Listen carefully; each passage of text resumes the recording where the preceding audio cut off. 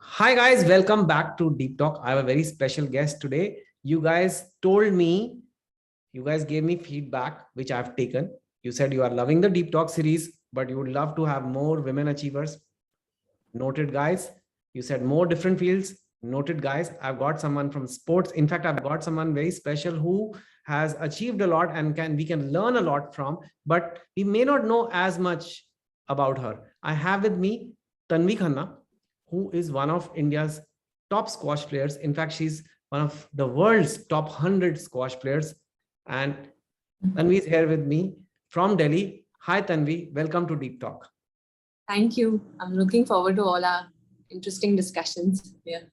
Yes. And I must say, Tanvi, thank you for coming. You are probably you are the youngest person I've had on Deep Talk. Really? I'm not that young. I'm 25. I am. Okay. Well, I wouldn't have asked that question, but I'm 21. But apart from that, I'm always 21. So you're 25. You're just 25. So thank you for lowering the age for my YouTube channel. But at 25, you've done a lot of things. Guys, she's very, very humble person. So I don't know. Tanvi, you're going to tell us everything. You don't have to be modest in this. Okay. No, it's okay. So let me just tell you guys who Tanvi is. I'm not very familiar with the world of squash, but I thought at least people, just so that people are a little familiar, let me show you a little bit about Tanvi here. For example, this is, we'll go to the Tanvi's. This is Tanvi's page on the, what is this, Tanvi? This is the PSA. Yeah. This is the Professional Squash Association. Okay. Yeah. Where your rankings are posted every month. Okay. And this is your ranking. Yeah. Right. As of this month. Yeah. Last month I was 86 and this month I'm 82. Wow. And guys, let me tell you this. And Tanvi, you probably haven't noted this maybe. Tanvi is one of the most PR marketing unsavvy person. And that is what is really nice about you also. But coming from a master marketer like me, who has done nothing but marketing in my life, you don't even have your picture on the squash rankings page. I'm lazy also, but yeah, I'm not that. Yeah, it's very irritating for my coaches and everyone around me. They're always forcing me to be more active, but I don't know. I like to just be by myself, not so into this whole social media stuff. Acha, social media pe hum jayenge. We will go to your social media. Okay, yes. This is not social media. This is the squash world ranking. If you just go, if you just go to this page, guys, if you just go to this page, you see men or everybody has their pictures and nice pictures and all that. But no, Tanvi doesn't have it. Now, let me at least, because what Tanvi doesn't tell you is that, let me show you her match, right? Okay, so this is the worst match. Firstly, this is the worst match. This is just what popped out on YouTube, guys. Yeah. So I'm not like trying to pick the worst match or anything, as if I know so much about squash. So let me just first play this. Okay. It's you probably can't hear, right? No. Oh. It's very faint. It's very faint. I know how to do it. Can you hear now? Yeah. I mean, we can hear you, but can't hear the video. Okay. But you can see you play her play. Guys, we can talk, Tanvi. Yep. Yeah. So this was the semi-finals of a professional tournament held in India about 2 years back. Not 2 years, sorry, a few months back. And I actually ended up winning the third game. Okay. But overall, it was not one of my best performances. I actually found it really tough to mentally get into this match. Okay. But I did, after this match, I worked a lot on my mental game. Actually, I started training with a sports psychologist right after. And though it was a really bad loss at that time, I did learn a lot through that whole journey of just understanding why I played not up to my potential in that game. Now, people say that squash is a tough game. Huh? It's like a really hard game. Like you can see it. I mean, this is not a small court, guys. It looks small in the video. You have to keep running around non-stop, and because you're literally hitting, the ball is hitting a wall. I'm not a squash expert, but I did study some physics, and I know this. If you're slamming a rubber ball on the wall and you have to like catch it, that's really difficult. I mean, it's a very small ball and it's very, very fast speed. So is it a tough game? Yeah, I mean, physically, it's extremely tough on the body, really tough. And you need everything. You need endurance, agility, strength. There's not one component that is actually missing. The tin also, which is, you can see the front wall, the bottom part of the wall is the tin. You have to hit the wall above that. So in recent years, they actually lowered the tin, so the game has actually gotten even faster. Wow. So we all as players had to adapt to that. And it's really hard on the body also, obviously, but it's a very addictive game. I've been playing it for the past 15 years, and it's literally just out of pure passion that I've kept at it. Okay, and you are ranked 82 in the world. And what's your India rank right now? Currently, I'm number 2 in India. Wow. Yeah. That's like, you're very modest about it. You're number 2 in India. Yeah. And it obviously has taken many years to get there, right? How many years have you? Yeah. I mean, as a junior, being very honest with you, it's taken me many years. Only day before, I was discussing with my father about how when I was young, actually my work ethic has always been the same since I was a kid. I've always trained really hard, given it my best at every session, pushed myself. But things only started falling into place, I feel like, a few years ago. I think just finding the right guidance finally. So changing my coach, that was a big thing for me. And things just started falling into place. But I've just, coming back to your question, which was kind of lost track. You were asking me about. It must have taken you many years to get to this point. So actually it's taken me many, many years to get to this point. But I mean, everyone comes in with their own weaknesses and strengths. And it's taken me a long time to kind of overcome a lot of weaknesses and limiting beliefs, a lot of the psychology of how I approach the sport. And I'm in a pretty good phase right now where I feel like I'm able to overcome challenges much faster than I did in the past. And I credit a lot of that to just how I've been approaching the sport mentally. Wow. And Tanvi, we will talk about all this. We are just doing our intro chit chat, but ये सब हम बात करेंगे. And you have told me this before, and that although I think आपकी हिंदी बहुत अच्छी है, मैंने आपसे अभी पहले भी हिंदी में बात की, but you have forewarned me कि ज़्यादा हिंदी में बात नहीं करना, correct? Yes. पर आपको हिंदी आती है ना? हाँ आती है, पर सब मेरा मजाक उड़ाते हैं, तो मैं यहाँ कोई नहीं उड़ाएगा. नहीं यार, हम सब ऐसे, मेरी हिंदी का पता नहीं क्या हाल हो गया. कभी हिंदी दिल्ली वाली है, कभी पंजाबी वाली है, कभी बॉम्बे वाली है, कुछ भी चल रहा है. लेकिन मैं कई बार आपसे हिंदी में सिर्फ इसलिए बात करूंगा तन्वी, ताकि ज्यादा से ज्यादा लोग आप जो बातें करोगे वो समझ सकें और उससे कुछ सीख सकें. सिर्फ उसलिए, और कोई पर्पस नहीं है. और मेरे चैनल पे वो मजाक उड़ाने वाले लोग नहीं आते, वो दूसरे चैनल पे आते हैं. यहाँ सिर्फ सीखने आते हैं. मजाक सब जगह होते हैं, मजाक उड़ाने वाले लोग. अरे कोई नहीं, ऐसे कोई नहीं कहेगा. आप देख लेना, आप बाद में कमेंट्स देख लेना. People will tell. Guys, do give comments on Tanvi, because Tanvi, whatever it is, it's not easy to reach number 2 in India, top 100 in the world in a sport like squash, in any sport actually. I mean, seriously, and that requires a huge journey. But before I do that, again, you are still very young, and I'm going to bring this up maybe more than once also. I will show you something, guys. So in the era where everybody is marketing themselves, right? People who have achieved nothing in life are putting posts on social media every day. आप जानते हो, लोग लगा रहे हैं अपनी तस्वीरें एक के बाद एक सोशल मीडिया पे लगाए जा रहे हैं, ठीक है? और यहाँ पे हमारे साथ हैं इंडिया की चैंपियन, और एक ये इनका इंस्टाग्राम है. आप देख रहे हो सर? तन्वी जी, आप देख रही हैं? Yes. Tanvi Khanna 59. It's public, guys, so it's there, and this is her Instagram. I want you guys to blow it up. Like no, I mean seriously, how can you have 881 followers? पड़ोस वाले Sharma aunty की बेटी के ज्यादा हैं, और वो 10th की पढ़ाई भी नहीं कर रही है. Okay, I'm very happy with followers. I'm just lazy to put content. No, I mean, you put anything. Thank you for the shout out. Your life is an inspiration. You don't have to specially make content, but whatever your practice, your fitness, which we'll all talk about, it's not for any other purpose, but I think India can learn from it. And I think it's amazing that you are so humble and so grounded, and that you're so not bothered. And I think that's the secret, isn't it, Tanvi? ये बात सच है कि नहीं? जो आपकी as के बच्चे, आप कब से कितने साल से स्क्वॉश खेल रहे हो आप? Since I was 10.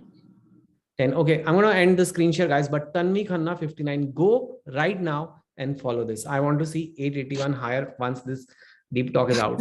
Okay. Anyway, so कितने साल से आप खेल रहे हो? Sorry. जब से मैं 10 साल की थी. 10 साल से. Like it's been forever. 15 years you've been playing this. Now you are clearly not doing Instagram much. It is a neglected account. Yes, and thankfully so, because of that you are able to focus on other things. So talk about this. Is it a deliberate strategy to stay away from social media? Because girls from your school, your college, I'm sure you are gone to the, like, you we'll talk about that with school and all, but people around you must be non-stop on these apps, but you are not. Yeah. No, I mean, even I've gone through phases where I've been on Instagram, and even if I'm not posting content, even just spending so many brainless hours scrolling.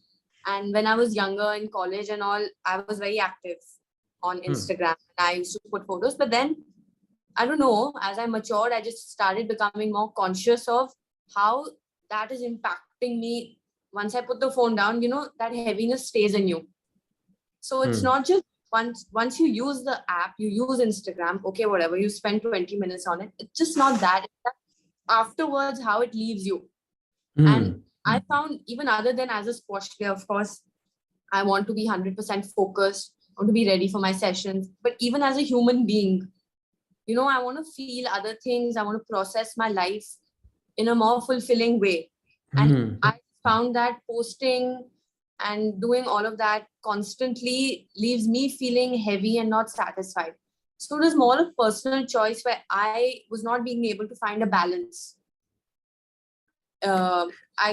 Once I post something, I'm curious to know who liked it, who commented, and it was just not leaving me feeling satisfied or happy. So yeah. It begins a cycle. एक बार आपने posting चालू कर दिया, like let's say put a post, now you want to see इसने like किया, इसने पिछली बार किया था, अब नहीं किया, पिछली बार 50 likes आए थे, इस बार 35 आए हैं. You're saying that cycle, even that, I mean, elaborate a bit more. Even that can distract your brain. Yeah, and you become addicted to it. You know, you get that small like kick in your head, like that dopamine kick that, okay, now pick up the phone. And you start depending on that then to feel happy. You start depending on it, and it's that vicious cycle like you're mentioning. Ki kisne ye kiya, wo kiya, and your other hobbies get neglected. And, you know, I saw one of your videos where you were talking about reading and just how, like, going through a whole book nowadays, like people, they can't do that. They can't read like for 10 minutes at a straight without looking at their phone. So similarly, like other activities, you get into that flow state when you don't have all these distractions of like posting and this and that. And so just, I feel like to optimize my mental health and to be in a state where I am maximizing on my satisfaction and my contentment throughout the day, I can't be someone who's engaging too much in social media. Yeah. So it's very, very important. You brought this up, and you're saying ki aapne, like, you noted this, that when you're posting, it creates this mental heaviness in you, even after you've done. Talked about when you, okay, let us say then someone will say, okay, I won't post much. I won't post. Okay. Okay, Chetan, I won't post much. Okay, Tanvi, I won't post much. I will just watch Insta Reels because they're fun to watch, or TikTok, or TikTok's not there, or whatever. There's YouTube and shorts and all these other things. Not this kind of content which is like just popcorn, you know, like quickly snacking, 1 minute, one reel after the other. It keeps showing you. You don't even have to pick what to see. What is wrong in that? What can that create? Like the fundamental question here is that every day when you wake up in the morning, what are you aiming for in life? Like, what is your purpose? You know, like when you are engaging in, like, I'm not saying don't watch reels or become a sadhu and avoid all of that. Of course, even I engage in all these behaviors, but I feel like moderation is key, because when you engage in too many of these activities that are not fulfilling you in a deeper level, like not challenging you, fulfilling you, not when you're not getting into that flow state, what ends up happening is that it's constantly leaving you in a place of where you're unsatisfied and you're actually not growing. You're not challenging yourself. So I feel like you just start stagnating as a person. And putting this very harshly, no, please be harsh. Please डांट लगाओ जरा यहाँ लोगों को. आप लगाओ क्योंकि मैं नहीं लगा सकता. मैं बोलूँगा आप बताओ, आप जो बोलोगे सब नहीं. Tanvi, you're too sweet, and this is a motivational channel, and people here, see, people have chosen to watch this video, so you can safely assume they want to learn. You can safely assume they want to get better. You can safely assume they are not judging you. So aap bolo. I watch like I have certain people, it's sports people I stalk and my friends and all, like, but I'm constantly trying to moderate that behavior and do lesser and lesser of it, because mujhe pata hai ki, like, after I do too much of that activity, I'm actually not being able to do the next activity the way I want to do it. And it's almost like you're on autopilot, like you're a robot. You're just like staring at a screen, and it's like all the control is going away from you. You're giving that device like full control of your brain. You're just surrendering to that. So your whole your power as a human being, I feel like, is getting sacrificed. No, that's absolutely true. And you know, I often feel the most at risk are people who are young. The young people love to do this the most. Everybody does. My mother also sees Facebook and Instagram. It's fine. Yeah, so everybody does. But young people love it especially more because it's a way to connect with your friends and, you know, share content, things like that. But those are the years when you can make something out of your life. You cannot play squash at 45. You have to play it now. Yeah, true. Right? 100% agree. Yeah. And also, like, I feel like a lot of the kids, आजकल के जो बच्चे, like, they're born in a time when they, like, by the time they're 2 or 3, they have an iPad stuck to their face. So it's like, it's around them also. It's like all the time around them. So it's very tough for them to find that balance, because even when you go out to a restaurant or a party, all your friends are on the phone, even though they're sitting together in a room.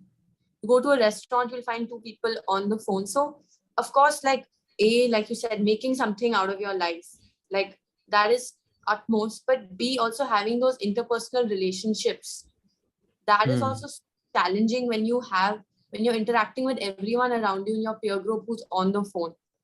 And I mean, that's a very difficult situation for any young adult or child to be in. And मैं बस चाहता था कि आप एक बार आजकल के बच्चे बोल दो, then I feel like आप भी अब हमारी तरह बुढ़े हो गए. आजकल के बच्चे, आज आपने बोल ही दिया, आजकल के बच्चे तो आप भी आजकल के बच्चे हो. Born after 2000. अच्छा, so you're not counting. You're not आजकल के बच्चे. No, I'm 1996. Okay.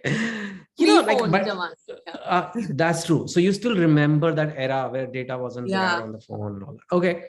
No, and in a way, it's you are the lucky one, right? Because when you started playing squash at 10, there was no mobile phone in your hand. No, nothing. And then you picked up the game and you started loving it. Actually, we'll come back to this, Tanvi, because I don't like, you know, because as a young girl, I want to talk to you about the social media more and more, because it's a very important topic. So important that I could do a whole interview on this only. But I have to go through your journey also. So tell me, when Tanvi was 8, 9, 10 years old, what was she like? कहाँ पे थे आप? School कौन सा था? अच्छे थे? पढ़ाई में बेकार थे? इंट्रोवर्ट थे? एक्सट्रोवर्ट थे? मजाक करते थे? कैसे थे आप? And then how did this squash racket or whatever racket came in your hand? I think you played some other game before. Yeah, I played tennis, but my father was a very good squash player. Okay. So me and my sister, just like, we're a very sporty family in general. My parents always. But your father is not a professional. He works somewhere. He was a national level player. Okay. Picked up the sport very late. He was very great, very good at all sports. So you know, So just following in his footsteps. Even my mother was a national level swimmer. So the whole atmosphere in our house was that go out and play games. Go out and play. आपके घर में सबको पसीना आया रहता है हर वक्त. You know, everybody is tired and everybody is like, आज तो like wow. Not like that. But so even when I was a kid, like, if I that's awesome actually. I really wish I had a family like that. I mean, I love my family and I love growing up, but most Indian families, जैसे पढ़ाकू families आपको बहुत मिल जाएंगी. Yeah. पढ़ाकू So families तो my parents always said, do one thing, but be good at it. So if you're good at squash, then we are fine with average grades. Wow. Yeah. So that was very nice. There was not much pressure on me as a kid. So that way I could put the pressure on myself because I knew my parents are giving me all the opportunity. So then the onus was on me to perform and all of that. But as a young kid, I was like any other kid. I remember reading my diary in which I've written, I love dogs, I love candy, and I love sports. It was just pure, like no complication. Sorry, like this is not very deep talk question, but it kind of is because I'm very into these things. Which candy did you like as a kid? Oh, like anything sour. Okay. No, because I mean, I remember growing up, there were some candies जो अब नहीं मिलते, जैसे Phantom के cigarettes. I don't know आपके time पे थे कि नहीं. Yum. Those are too good. You get them generally in like hilly areas. Yeah, or you have to you can order them on Amazon. I've heard you can get them, but they're kind of banned because I used to think why have they banned them? But yeah, it's kind of a dumb idea to give little kids cigarettes too. Yeah, and the smoke used to come out. Yeah, but I feel उसकी shape change करके दे देते कुछ और ऐसे cricket का bat बना देते उसका हम खा लेते कोई बात नहीं. The fun was a cigarette. Cigarette. And then there was Melody, of course, which is still there, I think. Yeah, Melody, Eclairs.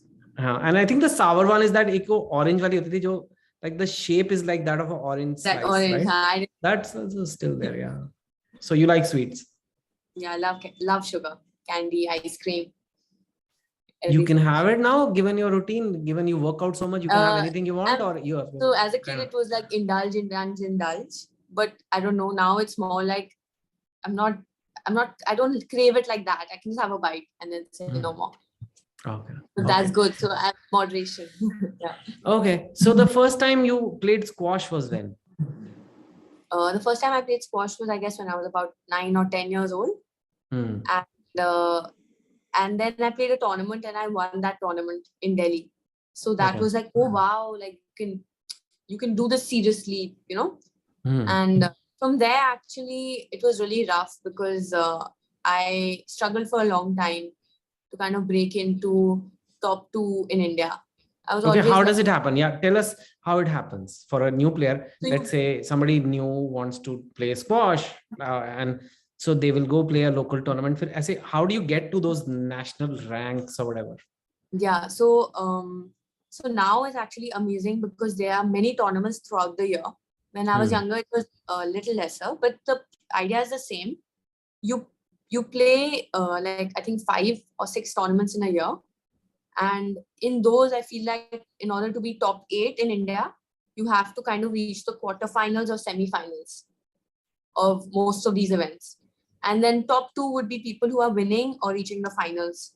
So it's pretty straightforward. But the ultimate thing I feel like for any kid performing is to win the nationals. That is like glory. Like everyone is like so motivated to win the nationals. So even if your ranking is like 4 or 5, when you go for that national at the end of the year or whatever, every kid's aspiration is to kind of win it. Okay. And then, but when did you develop this aspiration? Ki yaar, I can be in the nationals. Like you don't, every kid plays, a lot of kids play, but they don't think yaar mujhe national rank mein aana. Ye aapke man mein kab se? I don't know. I just had this attitude that I have to give it my best at every session. And then in my head was that if I'm training so hard and giving it my best, then I should be, my dreams should also be, should match up to that because I'm training so hard. So why should I not be performing so well when I'm playing these tournaments? But one big thing is that I feel like, of course, I mentioned earlier, I feel like there was a real shortage of coaches when I was growing up and I didn't have the right guidance. But B is also, a lot of people mistake, they think that, just because they're playing well in practice, they'll be able to perform the same way in a tournament. But in a tournament, there is a lot of pressure and it's a completely different stage. So that training, that mental aspect of it is, I feel like where I fell short and I see athletes all over the world, even the ones competing on much higher stages than me. And that's where you realize actually 60 to 70% of the game itself is mental. And it's how you hold yourself on those big occasions. Yeah. What was, when you say, when I'm training so hard, I might as well achieve something, couple of questions pop in my head. One is, when you say training hard, what is your training routine? Even now, like, I mean, when you're normal and you're in a training week before a tournament, walk us through your day. What will it be like? So, wake up around 7 and I'll have my breakfast and quick shower and then head over to the gym. Then there'll be like a 2-hour strength and conditioning session, or it could include some bike sprints or a circuit. So that'll be pretty tough. And then I'll so come like a home 2-hour hardcore hit type, high intensity training. Yeah, of in course the it gym. won't be for the whole 2 hours, but it'll be like there'll be a little bit of stretching before and after. There'll be a little bit of isolated strength and conditioning exercises, and then the intensity part will be like half an hour, the high intensity. Okay. So yeah, so the total thing will be about 2 hours, and then I come home, eat another snack or a little lighter, heavier breakfast depending on how I feel. Take a nap, have my lunch, and a quick coffee or something, and then head over to the squash courts around 1:30, and then another 3.5 4 hours or 3 hours, sometimes 2 hours, basically, and then come home. So roughly about 4 to 5 hours a day of training. Yeah. And then in the evening, are you free or do you do something so I else? come home around 5 or something, and then after that I'm not. Earlier last year we had like twice a week also, we had like another session running and all in the evening, but it was getting too much, so now it's just 2 sessions a day. Okay. And how much of the game is like raw talent ki bhai isko aata hai, and how much is just hard work and like just determination and just keeping at it? And I know it's very hard to give percentages, you kind of need both, but how much it's like, how much difference can that, like, what is I feel like the way I look at it generally is that the people with the talent, like a lot of talent, are the ones who are also a bit lazy. And then the ones who don't have as much talent are the ones who work a lot harder. So it kind of evens out. Yeah, and that happens in other fields too. That happens in IIT. I've seen it in IIT entrance exams, medical entrance exams. So many people who had the potential to crack an exam, they just don't want to work as hard. And there are some people who literally know that they're not the smartest, but they will work the hardest. I mean, I had a deep talk. They have a point to prove also to themselves that they can do it, and I feel like that really, those challenges really make that person very resilient, because they're constantly pushing past their comfort level. And ultimately, it's amazing that they actually do start achieving the things that they couldn't have even foreseen like a year ago. So at the end of the day, hard work done efficiently and with the right attitude, I feel like always gives results. Yeah, this is sports involves a lot of sacrifice. Like you have to give up what some of your friends do, you cannot do. Yeah, of course. What are those things? So, I mean, staying up late is the biggest thing, because sleep is paramount. I feel like even when I'm not training, I feel like even as a regular human being just going through your day, sleeping at a good time and getting those 8 to 9 hours is super beneficial for your energy levels and just your enthusiasm the next day. When I don't get that sleep, I'm not the same person. I feel cranky and just feel like more reactive. I don't feel that centered when I wake up in the morning. So giving up on late night outs with my friends, parties, food, eating junk all the time or whatever. I mean, it's the thing is, though, you can work around a lot of these things. I feel like if you have friends who understand, like my friends are very, very accommodating. They come over to meet me most of the time. So like I've found ways to work around it and find a balance. But and actually what happens is that once you start living a very disciplined life and you have become very goal driven towards this one thing you want to achieve, all those other things also, because you're having so much fun on your day-to-day, you're testing yourself, you're challenging yourself, you're actually exhausted by the end of the day. and you just want to sleep. So it's not even like you're dying to go out. So it doesn't feel like a sacrifice in that moment. But in retrospect, when you look back over the years and you think about it, then yes. And this training, 3 hours of squash, 2 hours in the gym, is every day, or is it 6 days a week? 6 days a week. 6 days Mondays a week. are off. And do you like do you drink sometimes? Can you have alcohol or things like that? Or I mean, it depends on how everyone's body is. Like I used to when I was in college and stuff. Just recently, I don't enjoy it as much, so out of choice, I don't drink it. Even when, let's say, like I have a few days off from squash, let's say after tournament, you generally take 5 to 6 days off just to recoup. But I don't enjoy it as much, so I've stopped drinking. Yeah, but actually, let us talk about your diet. You're saying a lot of people still do. A lot of people play squash and they will have a glass of wine or whatever. It's very occasional, and it's when they don't have a morning session the next day. It's not like they can just do it whenever they want freely. Of course. And like I said, it's funny how, of course, this is related to sports, but this is related to a lot of things. Like when I'm writing a book, I have to sleep on time. I have to make sure I keep that discipline. I have to run or I have to do something for my fitness because that will calm my mind and then I can write. And then if I'm writing and working out, I will be tired by the evening. I will not be in the mood to party. I will start sleeping even if there's a group gathering. I will close my eyes. And it's very similar if you, in a way, isn't it? I have a question. Yeah. So with your writing, like what are your time, like how do you structure your time throughout? Like do you do it in intervals and what do you do to regroup in between? Yeah, firstly, this is your deep talk, but I will answer. I can't say no to your questions, but today the focus is you. But I mean, writing involves a lot of discipline, and that's something people don't realize. People think it's to do with, an artistic imagination and creativity, and it is, of course. You have to imagine a story, you have to imagine characters, you have to write it in a nice way, suspense, humor, everything is there. But the actual writing, like writing a book, like this book that is just coming out, 400 days. This is my 10th book. So you can say that the same thing has happened for the other 9 also. But like, let's say for this book, the first draft was 120,000 words. So when you normally get a school assignment or essay or something, you probably are writing 800 words. This is 120,000 words first draft. The final book that comes out is around 85,000 to 88,000 words. I'm not sure exactly, but like I had to then throw out 1/3 of the book away in the editing. So that took a long time.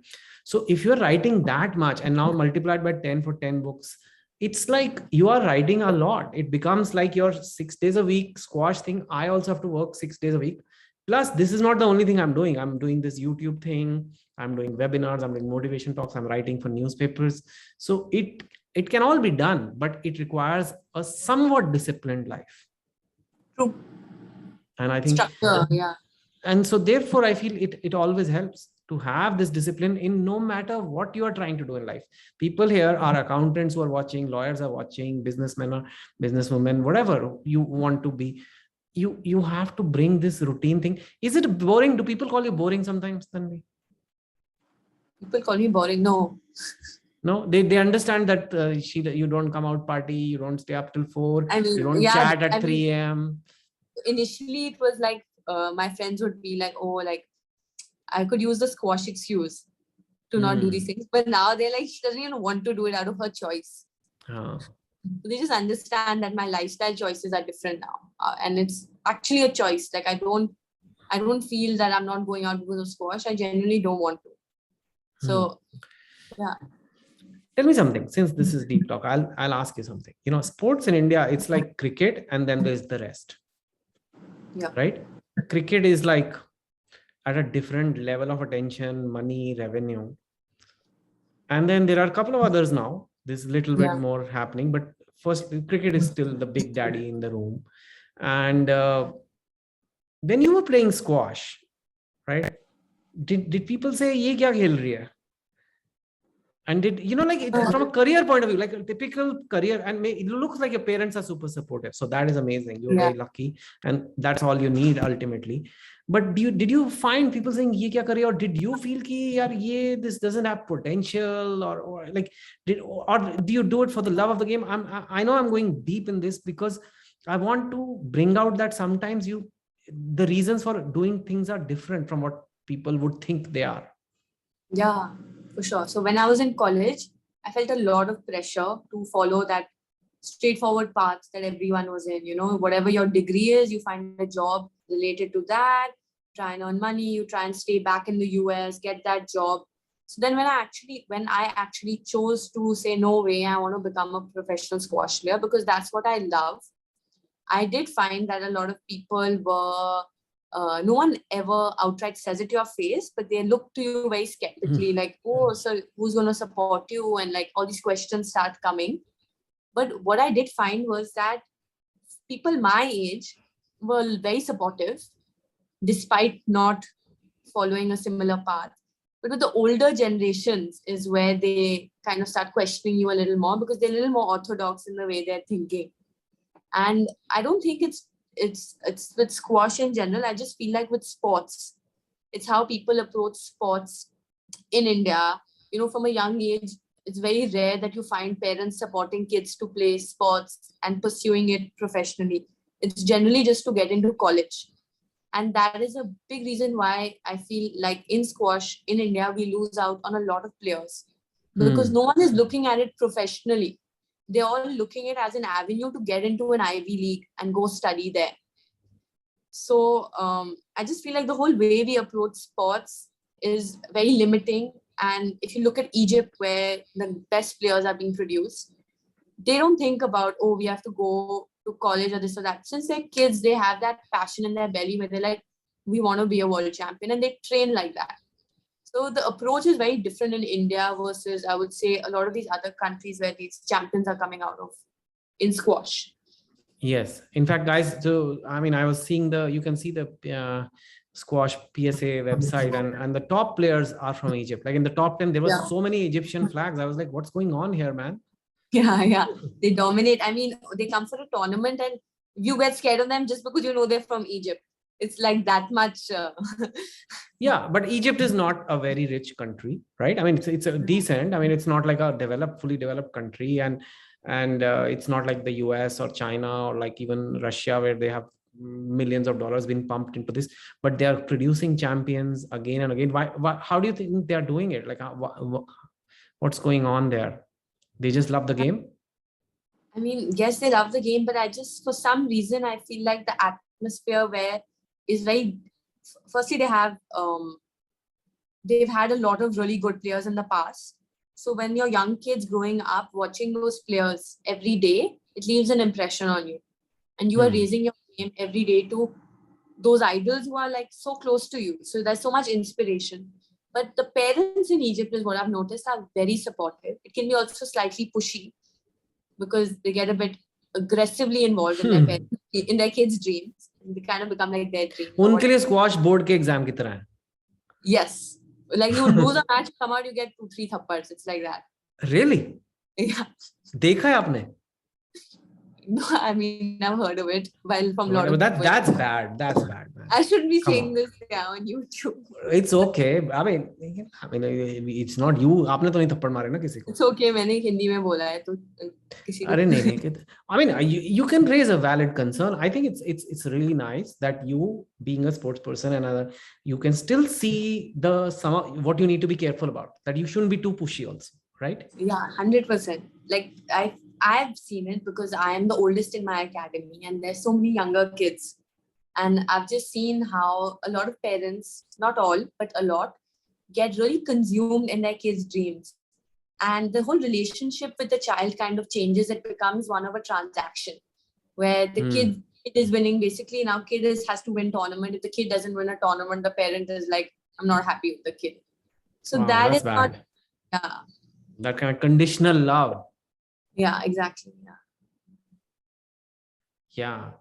No, I think it's really great that you can bring out some of these things. What are some of the other like lesser discussed things related to sports that people don't talk about? Because people see the excitement and all the championships and winning and all that. But what are some of the things you need to, like you said this, like about pushing children getting pushed by parents. Like, what else is there? Like the dark side, if you can call it, of sports. Okay, the dark side is that it's very stressful. and of course you enjoy it and you're playing it, but just the burden of, not burden, but how you feel post training for so many hours in a day, and how it leaves your body, and how you have to constantly be on top of it, on top of it, on top of it. Even when you're going out to meet people, you have to be focused on how much nutrition is going into your body. It's like it's a 24/7 job, because you're training your body at the end of the day. That's the product. So there can't be any slacking off at all. And I feel like that really weighs on you as a person, and it starts kind of, the balance kind of goes away between, like you mentioned, other aspects of your life and this identity that you have now as a squash player. So I feel like that balance is really tough to find, and it's something I've struggled with a lot. Give me an example, like when you had to struggle, like something like, I mean, to talk, like just recently, I was playing 2 tournaments back to back, and it was very overwhelming. I even got sick during the second tournament. I had fever, and I had to play through it. You're sick, you play through the matches, because these are very good opportunities for you. I had an opportunity to win the tournament, and just the whole experience of being in a COVID bubble, where you're not allowed to leave your room throughout the tournament. So it's like seclusion. On top of that, there's a lot of pressure. You're thinking about the tournament, the match. So I feel like you really need a lot of support from your family, and that mental resilience. A lot of us have sports psychologists, and that helps a lot. But what actually ended up happening was, I was going through this whole like super hard working phase, and I was actually won those 2 tournaments back to back. And then I ended up injuring my ACL during the finals of the last match, and somehow I actually ended up winning that match with like, that is a leg injury, right? Yeah, so I had to have surgery for it about 2 weeks back. And but initially when it happened, it was like a big shock to me, because now you're injured and you have to have surgery, and something I never ever thought of. Like, I've been very against in my head having a surgery. And then just hearing that evening when I went to the physio, and he said, oh, typically you won't be able to play for like 7 months. Wow. And you're like, that's my whole identity as a person. It's like, but actually what's been amazing is that over the past 2 weeks, I've actually been able to relax and do so many of these other things that I wasn't able to do earlier. And I'm finding this time pretty restful, and I'm being able to do other things. But it was very stressful when it happened. And just going back to this whole thing of finding a balance in your life, where I feel like that's super important, because even for you to do well on the squash court, you need to have a good perspective in life about everything, including yourself. And that's the only way you can perform at that like peak performance, is when you are very comfortable with yourself. And that's based on a lot of exploration outside of your sport also. Yes, yes, of course. But this thing you talk about, ye jo injury ki baat hai sport mein, it's not discussed much. And I didn't know this, but people have told me. And there was a movie long back called $1 Million Baby, about a female boxer and her coach. And normally boxing movies are all about how you make a champion. And in the end of the movie, they win, right? That's all sports movies in the world. That's the template. But this movie was about she getting injured in a boxing match. And like, a boxing injury can be very bad. And literally she's bedridden and like almost like, in a very bad state. And that movie is about what happens so I think you're one injury away from your career taking a major hit, right? Yeah, exactly. And it's something you can't control, It's like at the moment you're just playing a squash and a ball comes, you think you can reach it, and ouch. That's literally what happened to me. Like, I was winning the match quite comfortably, and I was feeling very good. I was not even tired. And then suddenly just like a snap. And yeah. Where ACLs are in the knees? Yeah, in your knee. So it's a ligament in the knee. Yeah. Yes. So yeah, so like you said, like there is a lot of and there are a lot of athletes, especially in squash, that have so many injuries, because it's physically such a challenging thing to do, and you're pushing your body to like extreme levels.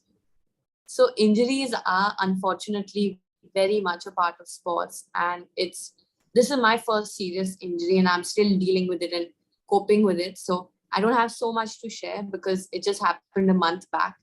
But yeah, I mean, I do feel like it's not talked about, like, because after I had this injury, I was so curious. I kept Googling like other sports people and their injuries and their discussions on it. And I really felt there was a lack of that kind of content available online. And like you said, your entire identity has been about squash.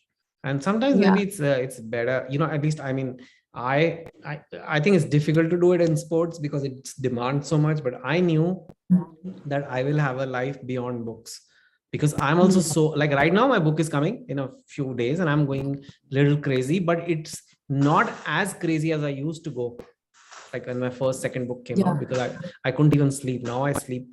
I'm a little like nervous when the first reviews come around, but because I always felt there should be another identity. They shouldn't just be Chetan Bhagat and not just the writer. 100%. And some other things. This YouTube is part of that, but also not just work. I mean, as a family person, as a friend, as having my own hobbies, my own fitness, whatever. There's got nothing to do with my writing. And maybe this is a chance for you to really build that.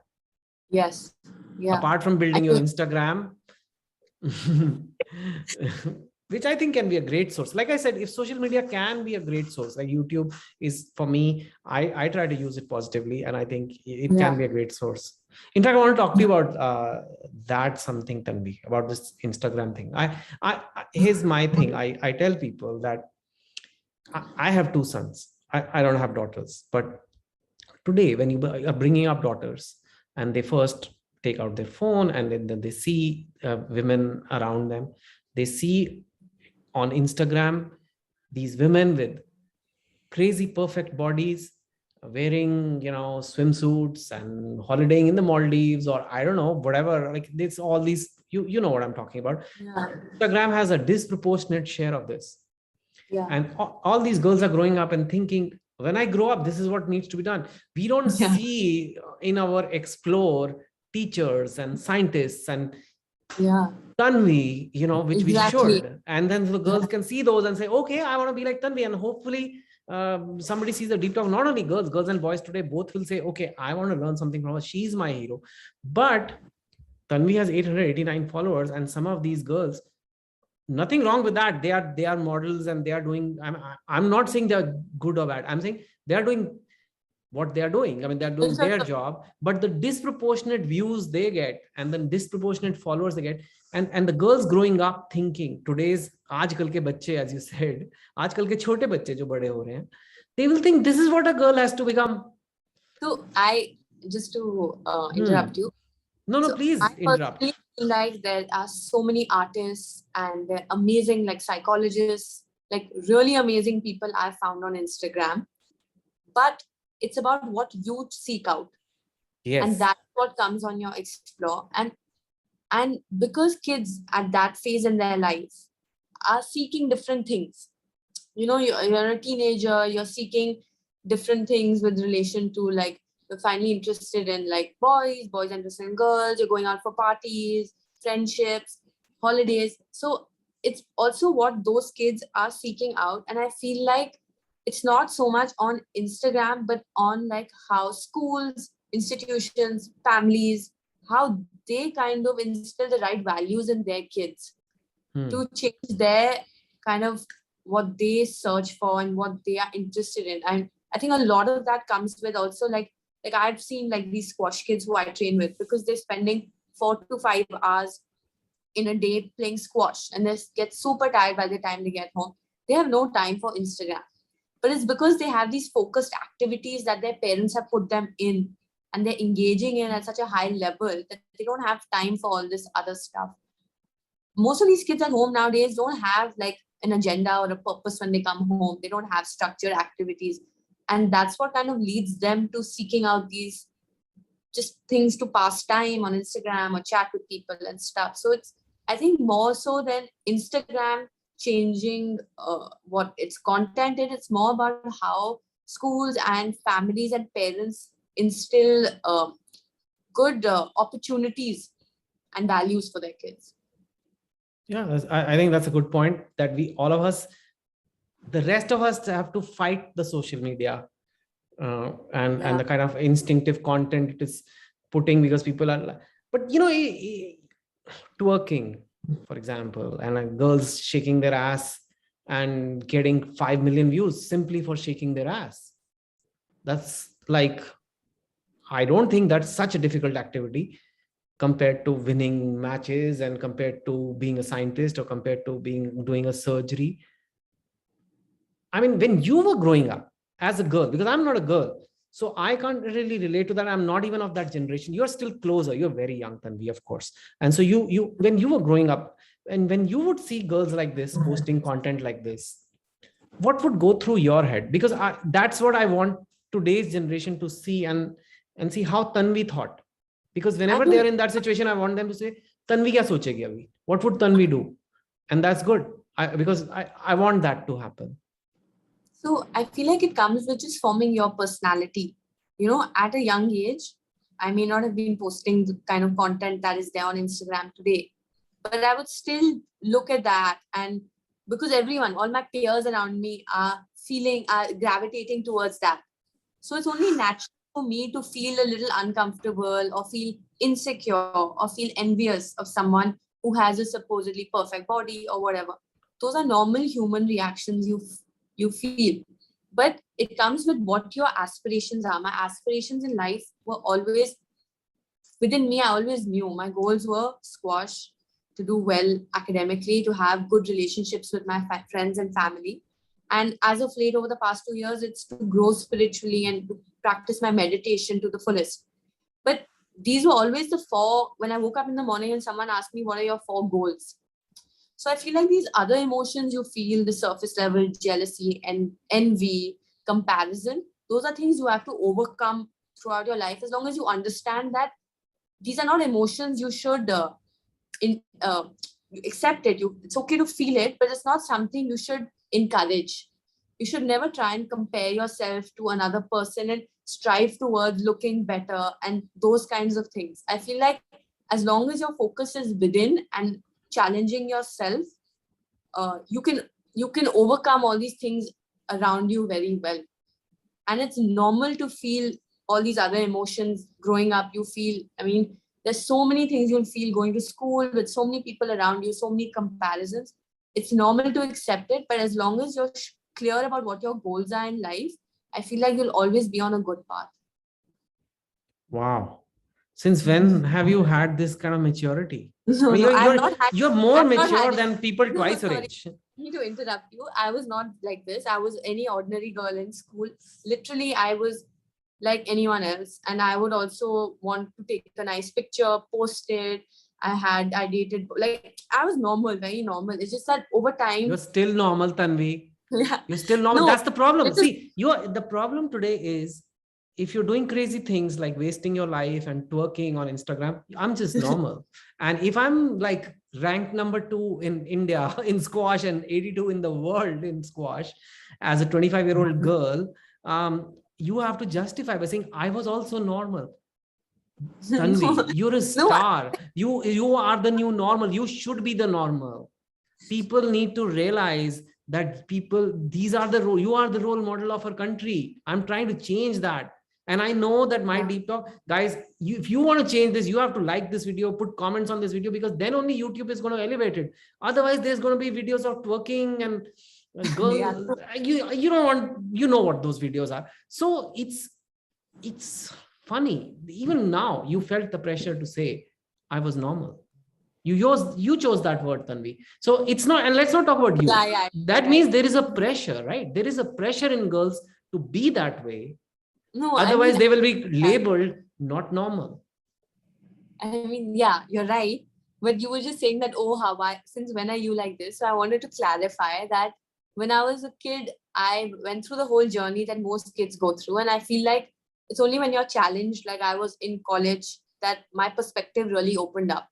And I feel like being around people who are not on Instagram, who are not obsessed with how they look, who are actually genuinely like very authentic and pure, and know how to have fun in a really fun way, actually, not in a superficial way. That is what really changed me and gave me this perspective about life. So who you surround yourself with is crucial to how you become and what your how your future takes shape. Yeah. So if you're a parent of a, I don't know, 12-year-old daughter today or 14-year-old daughter today, right? And those parents come to you and say, Tanvi, and I know you're not a counselor or whatever, but if you were to say, Tanvi, okay, how can we make our daughter like you? Whether or not sports or whatever, right? It doesn't have to be squash. It could be, how can we make her like you in terms of her focus, in terms of her priorities, in terms of her work ethic, whatever. I would say, okay. What would you say? Lead by example. Like you as a parent need to be someone who your kid looks up to, and they see you, they see how focused you are. They don't see you engaging in like these frivolous, superficial, pretentious societal activities. Number one. So that's the whole thing as parents, as role models. Number two is being super loving and caring towards your kid.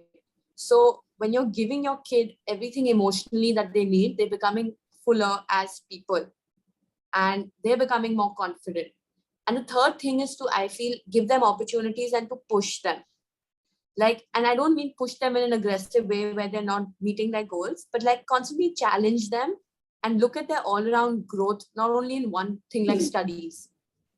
Give them many different activities and hobbies, but it has to be this whole thing. Like, it can't just be one thing. It has to be about the kid's whole life, the way the kid interacts with the parents' friends. Like, my parents always encouraged me and my sister to talk to people, whoever came to the house, older, younger.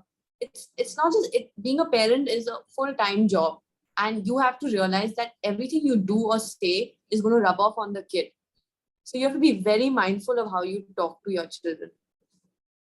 Tanvi, you are so sorted. You don't even have children and you know this maturity. I have two 17-year-olds. No, I studied really? I'm learning from you. Oh, you studied psychology. So, yeah. Okay, maybe that's why. But I'm like listening to you. I'm like, okay, I have two 17-years-old. They're almost grown up. But why? Now they've grown up. Now they've grown up, man. They're like applying to college and all that. Okay. You know, even for boys, I can say for boys, I mean, okay, girls have a different kind of pressure, but boys get distracted by this content of, you know, basically watching attractive girls all day, where they should be focusing on making themselves attractive, not just physically, but in terms of accomplishment, in terms of achievement. And I like one thing you said earlier, it's who you follow. I mean, you literally can go and decide on your Instagram who you want to follow and who you don't follow. And I think we don't pay enough attention to it, but jisko aap follow karte ho, what you follow will be on your feed every day, even on YouTube actually, and even on Insta. I mean, when I say Insta, it means everybody, all Facebook, Twitter, whatever. And you can choose to follow scientists. You can choose to follow sports people. You can choose to follow, you know, twerkers or whatever you call them. And you can, right? Isn't it? And you can even totally make that choice. And within a few weeks, your life will be filled. If you follow 20 scientists and you want to be a scientist growing up, and you can follow 5 from MIT, 5 from IIT, 5 from Cambridge, and you will think that the whole world, everybody is only talking about science and nobody is talking about twerking anymore. But if you follow the twerking, and then the Insta will suggest you, well, here's 20 more twerkers, here's 30 more twerkers for you. Right? And you keep pressing follow. Yeah, you really love this twerking. Keep mentioning it. I would, because I'm trying to be most polite here. Trust me, I'm polite because I'm with a young lady, but it's really difficult. You know, I'm trying to motivate young people. They're coming to my channel and I can do that. But I also know that once my video ends, the twerkers take over. And that's the problem. And when I say twerkers, twerking is not very big in India yet. But the whole thing where I know what you're talking about. Okay, where a woman is presenting her attractiveness and her sexuality in a post, and it's not just twerking. It could be a photo. It could be anything. It could be, but you know it's the intention behind it is what. It's not true accomplishment. It's just a hint of sexuality, but that one hint from one girl, and then multiply that by 100 in your feed, and then a boy, how is he going to study? How is he going to go play his game? Because he's like, let me spend 10 more minutes on this. So that's what happens to boys. I don't think it's just boys. It's boys, girls, even grandparents. Everyone. Grandparents. Yes, grandparents. Okay, yeah. No, I mean to say I know, in their own way, yeah. Yeah. They have their own, I know, WhatsApp forwards. A lot of grandparents send these WhatsApp forwards, which they don't sometimes even vet properly what is in it, but fine. But it's just I feel like, more than like, I feel like the thing is, why is there not more content on like what you're posting, like on building your resilience, building your discipline, understanding how your mind works. Like these people don't understand that spending so much time on these whatever twerking or whatever you call it is actually going to go into your subconscious. So that means that these are things don't leave you. Everything you do in a day actually goes within you, in your body, and that's forming who you are as a person. So you have to be so mindful of everything you do, because ultimately you're becoming that. Yeah. Like there's a saying that like, you when you love your work, you become your work. Similarly, like with all this content that you're seeing on Instagram, people they don't even understand that it's becoming them. And I feel like that's why schools and other institutions are like lacking, where there needs to be so much more importance given to teaching young children what they should be paying attention to. Attention is the word here. What you pay attention to, that grows. And if you're paying attention like 6 to 7 hours a day on these things, you are leaving very little space for other amazing opportunities in your life to open up, because you're not giving it that time, hard work, interest. So that is the big takeaway, is that anything you love in life, give attention to that. Don't give attention to something just to escape from something else. Instagram is very escapist behavior. Like sit down with yourself, figure out 5 or 6 things that you really want to do in the day. Make sure you do them, give attention to them, and then maybe use Instagram for 15 minutes. But just remember that if you're not giving attention to the things that you want to see in your future blossoming, then you're not going to actually get any results. So you're living a very autopilot life where there's nothing in your control.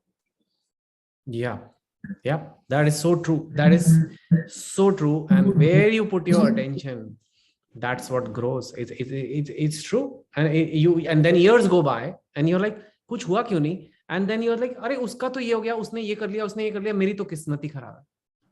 Yeah. People say that. Okay, once let us say people even do this, Tanvi. People manage to get the right focus and all.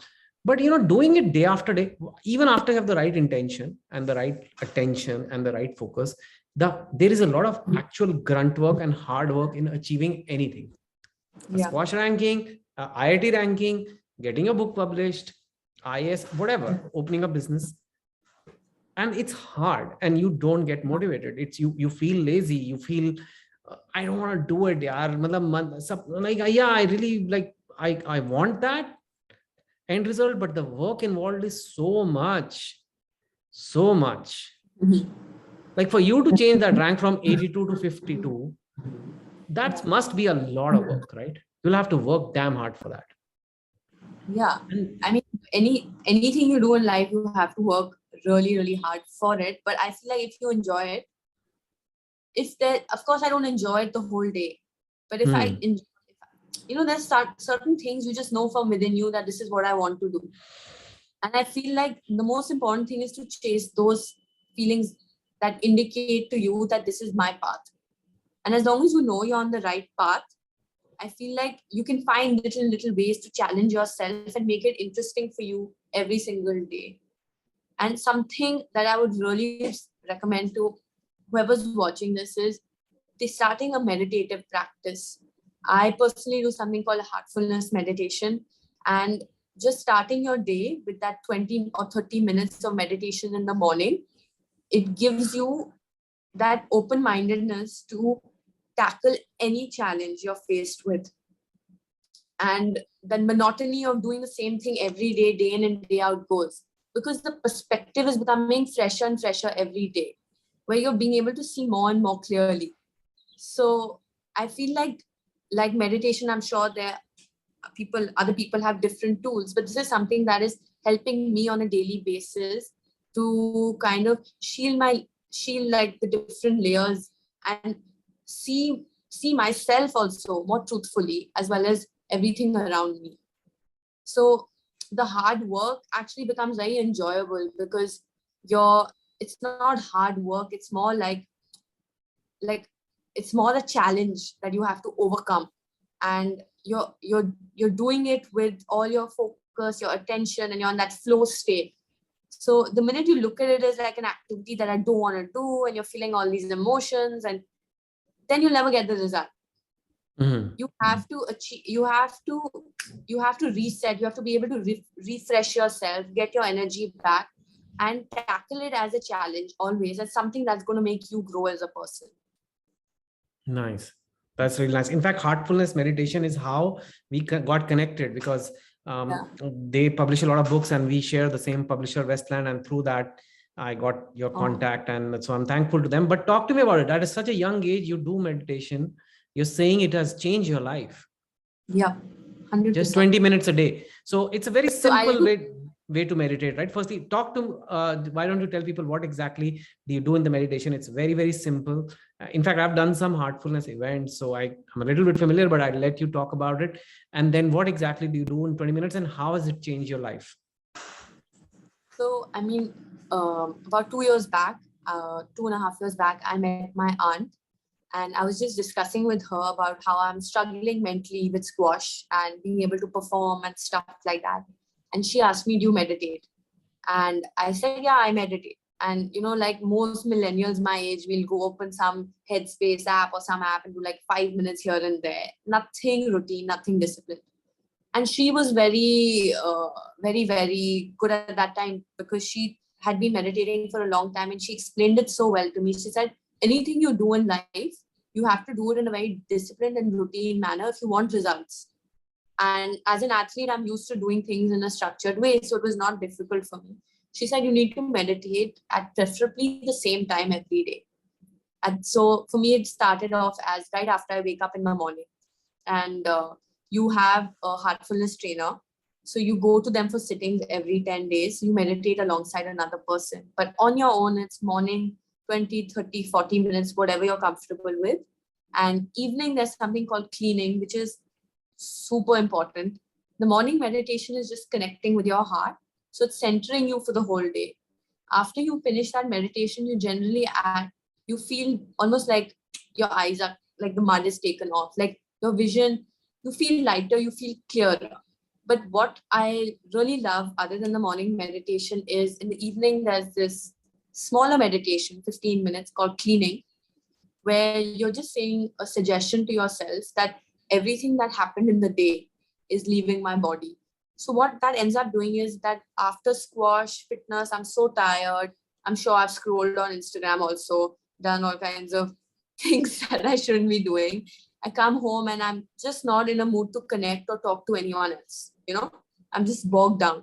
At that moment, when I sit down and do cleaning, and I just visualize everything that's happened leaving my body, it honestly feels like I've just woken up in the morning. I can't tell you how fresh I feel. And that just leaves me so energetic for the rest of the day. So you're not carrying day in and day out, you're not carrying everything that comes into you, all the heaviness, all the emotions I felt, the stress, so many pressures that most people go through on a daily basis. So that just cleans you off all of that. And there's that fresh perspective comes again and again and again. So you're constantly just having a very, very nice, unfiltered perspective towards life every day. And that's the whole crux of meditation, really, is to remove all your biases and prejudices.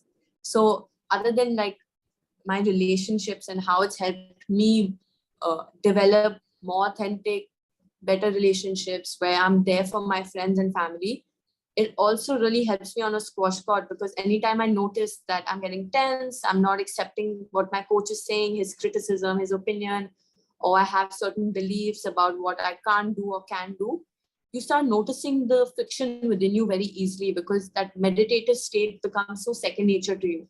And then you know that this is something within me that I need to resolve. And so it becomes very easy for you to go forward. So many times people are in this very reactive state where an emotion just takes hold of them, and they're not able to realize that now that emotion has just hijacked their body, and they're just responding from that place of that emotion. What meditation does is it shows you right before or when that emotion comes. So you no longer trust in how you're in that feeling or that emotion, and you're not reacting. You take a pause, you accept how you're feeling, and you go back to that neutral state, and then you respond. I mean, I can go on and on because there's no, it's great. so In fact, people much. can know more on this heartfulness meditation, right? There's a website, and there are lots of videos, and you can know more. What exactly is the process? It's very simple. In the morning, you just sit and quietly and let the thoughts float away. You just focus on your heart. It's a heart-based meditation. The idea is that we overthink things, we overcomplicate things. So when we're going back to the heart and we're just settling there in those feelings of peace and contentment, that's becoming second nature to us. And so the morning meditation, you just focus on your heart, and the thoughts will come. That's natural. We just keep going back to that feeling within you. And the evening is the cleaning, but there's a lot of material that's on YouTube also. You can search for it. And generally when you start, there's an app also called HeartSap. Generally when you start, you need to be initiated 3 sittings with a trainer, but after that, it's pretty straightforward. Okay. Yeah. And how has it changed your life? I just mentioned so many things. It's changed. I mean, it's amazing because I can't say, I feel like every day it changes my life. So what happens is that I was really interested I was bookish. I used to love reading a lot of spiritual literature, psychology, but I was finding it very tough to implement all of those things in my life because I wasn't able to differentiate between my emotions and my thoughts, and that neutral feeling that's not restless or anxious. So what meditation has done is it's made me able to explore my feelings, versus earlier I wasn't able to do that. I could explore my thoughts, but not my emotions. So every day is a learning and a journey where you're actually just experimenting and learning so much about yourself, because going within becomes so easy. Yeah. It becomes so easy. Every situation, I mean, in like, I'm not just sitting here the whole day, right? I have so many things happening around me, so many thoughts. I have stimulus, I have friends, I have family. So it's how I'm reacting in all those situations. So it's like an ongoing exploration throughout the day. And meditation is a thing that gives you that inner compass that is that's guiding you through the day. Nice. That's amazing. Yeah, no, that's what, I mean, it's so fascinating that something so simple can have such a profound impact on your life. What is money to you, Tanvi? What does money mean to you? Because we kind of touched on it. We were going there, but we didn't really go there. Like I said, when cricket is the place where you see IPL players getting crores in their auctions and brand endorsements, and then you play your game and you work just as hard and you win a tournament and everything. And okay, the squash community knows, but the general public will not give as much attention to it. Has it ever bothered you? Does it bother you? Does it not bother you now you're of course a spiritual guru almost, I can see. But I mean, tell me how that has, like, that aspect of it, that how India's approach to certain sports has that ever played in your mind? I mean, so honestly, squash players have no money at all. Even the ones who are like top 10 in the world really struggle, and it's very sad. And a lot of these people are just supported by their families like me, or some people have some sponsors, but it's very, very sad, the whole situation, not only in India, but worldwide. But one thing which was just absolutely amazing, and I'm not trying to be very political here, was when I won, we got a silver in the Asian Games. And we came back to Delhi, and the way our chief minister, Arvind Kejriwal, he literally went to every single person's community, and he hosted this huge event where the whole community gathered, and he felicitated us on the stage with our family members. And he really was really generous about how much money he gave to every one of those medal winners. But other than those occasions, like the Asian Games, Commonwealth Games, there's no money. And it is very, very sad. And that's why people who are playing squash are just playing for the passion. And they know that at some level that they're not going to earn much. But it's just they're only doing it for the love and passion. That's what makes it even more incredible. But like I said, there are these people on Insta who are making money without any accomplishment, and you deserve to make. And I'm hoping I can contribute and people can note that these achievers exist in India. And it's just that we don't, and you have so much. I mean, I learned so much from you, Tanvi. I forget about doing it for much. I mean, I have learned, I'm going to consider meditation, the things you said about your parents thing, the thing you tell about discipline, things. It's just, it's really, really good in a way that, the way you express yourself. I mean, there's a lot of potential in non-squash things too for you. I mean, of course you should keep playing squash, but I just feel you should be a little less shy, a little more marketing. I'm not being shy on this interview. No, not the, because this is deep talk and here everybody opens up, but I'm just saying, I'll show you, when I started researching you, I'll show you. Don't, now I'm shy. I'll show you there's only one interview of yours on YouTube. No, I don't one. I don't Okay. No, I'm not going to play that interview. I'm just going to share the screen on, like, this is that interview and you look like a deer in headlights. Huh? What? A deer in headlights. Can I just interrupt you and tell you this was like 3 days after I started heartfulness meditation. And honestly, before this interview, I hated public speaking. I can tell you it's there and you're like, what, when is this going to end? Yeah, so I was very, very nervous. I said, I'm being super honest. I said at home also, and I said it to my team also, I said, this is going to be a tough one because I saw that interview and she doesn't talk and she doesn't have anything to say.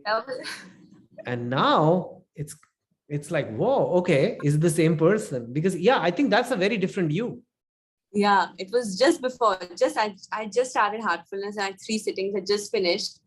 And after that, I just got so much confidence. It's amazing. Yeah.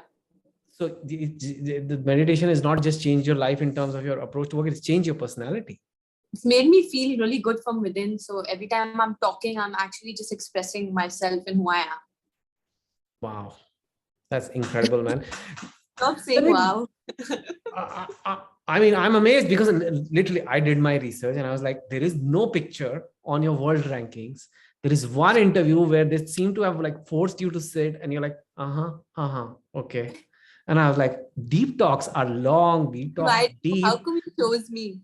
Come on. Because you're incredible. I mean, like people need to know about you. You are the real, I'm not trying to say it because you are here. I mean, I really believe it. I mean, for too long, our country has only, focused on Bollywood stars and I'm not one of those who say, oh, they're bad or good. I'm saying they are doing their thing. They are doing their job. So it's not their fault that everybody's giving attention to them. But the true achievers of India, I mean, some of those are actors we could go crazy. And I'm like, guy, do you know those actors you love on screen? Somebody has written those lines, writers, right? And then I try to get attention to writers. But like people like you are the real icons. Girls in India should know who you are. They should know how you think. They should know how you work. They should know how you have discipline. They should know all this. Should they not? I mean, should they just, watch my most repeated word today, twerkers or whatever, man. I mean, this is incredible that we have a country of 1.4 billion people and we are like, okay, So I think that's why I felt it's fascinating. I was just a little nervous that your personality is very quiet and you're a very media shy, camera shy person. Before the interview, you kept asking me, are you nervous? I was like, I'm not nervous. Because that's what nervous. No, I was super nervous because Now I'm nervous. Now it's like, wow, yeah, I never expected this total U-turn, because it's the team, it's the Westland team also said, she's like, listen, Chetan, she doesn't talk much to the media, this, that, and I'm like, okay, I'll try my best to make it. And now I'm like, okay, what was that whole thing about? So that's it. I mean, okay, Tanvi, do you know that this will end one day? Squash 35, 40. I don't know how, at what age maximum do professional players retire? I think between 35 and 40. Wow. Right. So the one good thing about being a writer is you can pretend to be one even at 47 or 57 or 67. Right. But for sports, your But you can body. always give back, even in sports. Yeah. So you've thought about that day. Does that, or is too soon? Yeah. Still. No. I'm not worried for it. I'll keep playing still, like for fun. So of course, you'll never leave the game. But I'm talking professional squash rankings and stuff like that. I'll have that for playing, which will be fun. And then I'm sure, like, so many people take to coaching afterwards. And if I feel like it's something I'm good at and I'm actually able to give back, then I would love to do that. And yes. I mean, I have all these other interests with like psychology, spirituality, like, motivating kids the way you are motivating so many people. And you should. Yeah. So, and I don't say it to everyone, but you have that thing. Firstly, you can keep talking like me. No, so I'm just saying, yeah. You're Punjabi, right? Punjabi, Bihari, Gujarati. How can 3 happen? Okay. One is half. Okay, got it. Yeah. So you're like 3 states. Okay. Because Tanvi can, yeah. So Punjabis can talk. That half Punjabi will do. That's fine. Bring out that, that inner Punjabi, and we can then, yeah. So you thought about that day, and it doesn't bother you, and like, and we were talking earlier about what money means to you. Yeah. So, I mean, I'd like to ask you that question first. You want to ask me? I asked you what money means to you, and you said in squash there is such a controversial question, but yeah, okay. Money to me, it's okay. To me, firstly, I worked in investment banking before. I like money, but not crazy money.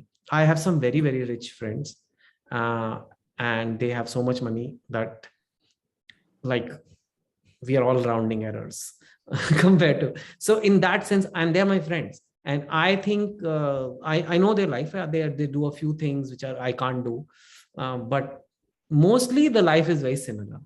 And they, I feel I will not trade my life for theirs. So in the, you know what I mean? I want to be me, and I don't want to be them. Nothing against them. It's just I'm happy doing my thing. So like, it's more linked to what you said. When you love what you're doing, it doesn't really matter.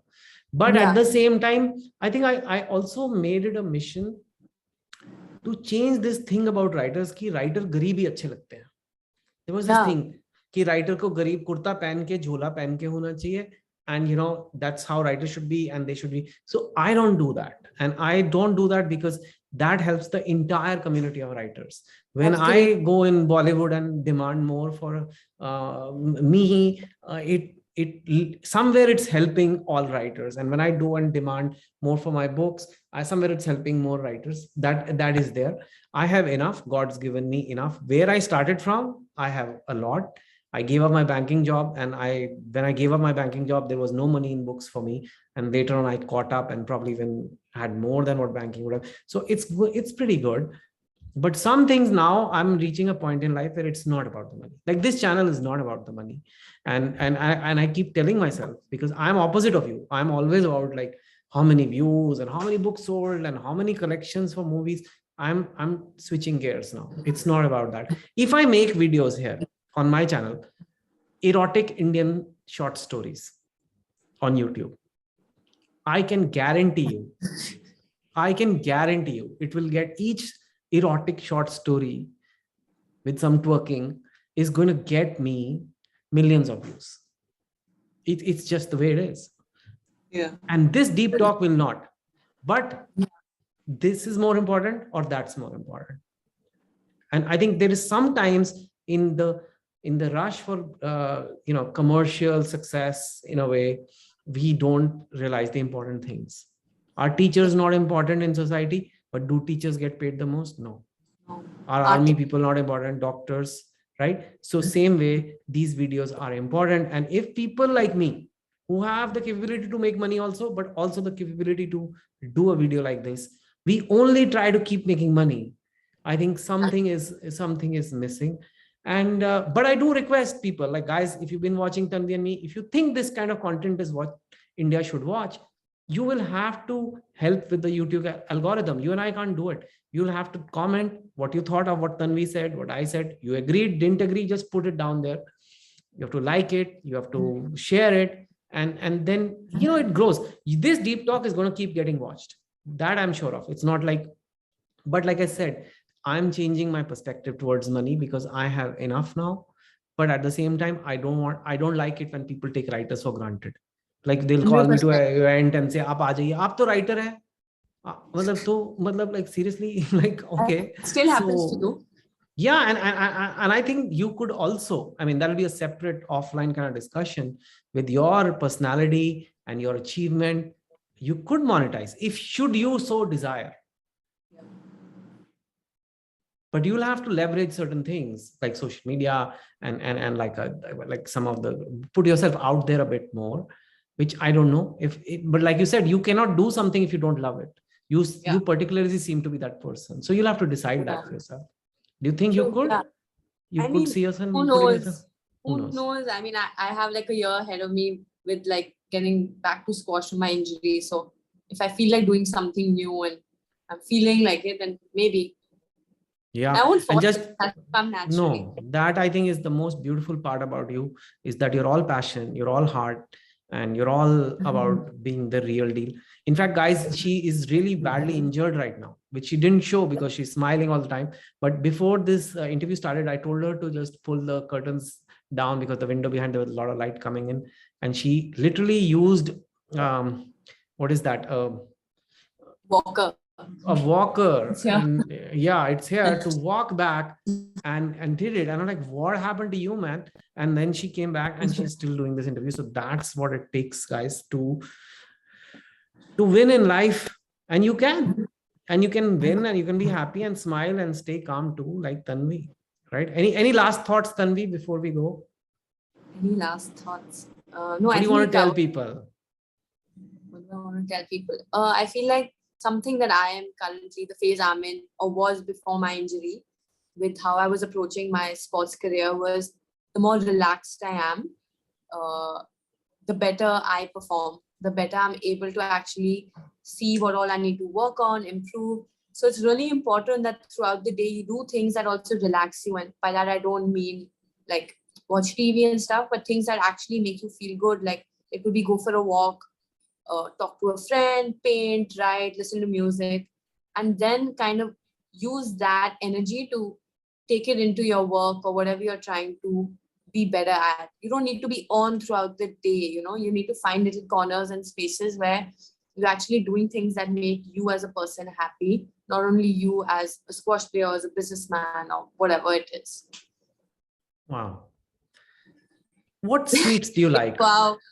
I'm just like amazed at so much. I mean, normally people don't have this kind of self-awareness and maturity. I mean, I really mean it.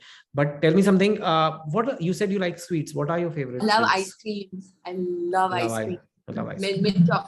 Mint milk chocolate chip. Any okay, that's a controversial. That is a controversial flavor. No, it's I like mint. You like mint chocolate chip?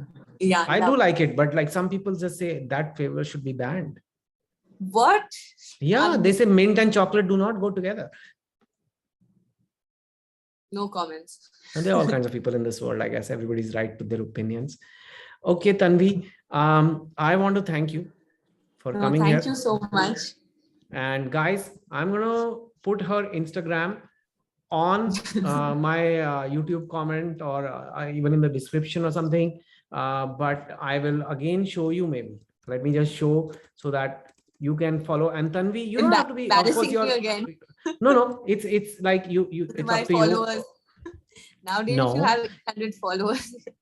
It just shows your dedication that you know that this is the page, guys, in case you missed it the first time. 881 followers. It is also because she's not updated, but also because she's so focused on her work but you don't have to put in extra effort. You don't have to like distract yourself from your hard work. But every now and then, whenever you want to post something inspiring, even your workouts, everything, I mean, I'm sure India would love to do it, see it.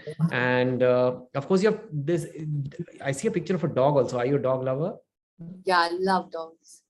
Okay, you have 2 dogs, one. Yeah, 2 puppies who are sisters, strays. Yeah. Okay, that's really awesome. So yeah, so thank you once again. And guys, अगर आप यहाँ तक पहुंच ही गए हो तो इतना भी कर दो यार, you know, just थोड़ा like, share, subscribe, जो भी करोगे थोड़ा YouTube के algorithm को लगेगा हाँ भाई यहाँ कोई बात बनी है.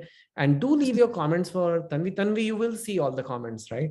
Yeah. And she'll reply to a few if she can. I'll try to reply hard as many as I can. And you know, it really we feel good when we see that all this talk we've had is making a difference. That's all.